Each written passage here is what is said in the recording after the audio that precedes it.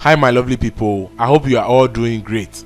This is just a quick video tutorial to help fix laptop touchpad that suddenly stopped working. This is actually a common problem with most laptops. As you can see, my touchpad is not working, and when you even press on the left and right clicking keys, there is no action. To fix this, let's check our function keys. There is a touchpad enable or disable key part of it.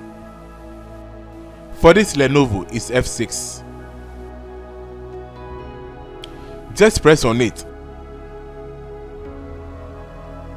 and as you can see, the touchpad is working now.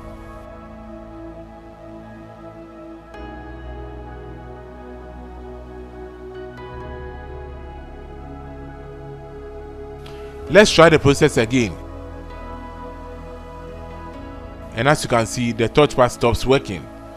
Press it again and it starts working. Other brands like HP, Dell, Acer, you need to use two keys, that is the FN plus the touchpad key. For example, this Dell is FN plus F3 key. And as you can see, the touchpad is working now. Another method you should try in case these steps does not work for you. First of all, look for an external mouse and connect it to your computer. Immediately it starts working, go to search and type control panel. Click on the icon. Come to this arrow and change it to small icons. Now look for mouse and search around here.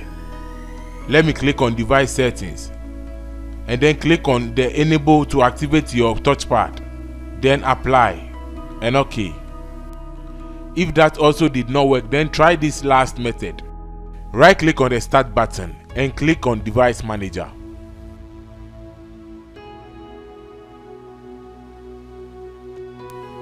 Expand this option mice and other pointing device. Right click on your touchpad and select update driver. Select automatically for updated driver software. This will update your touchpad drivers. After, close this window and restart your PC.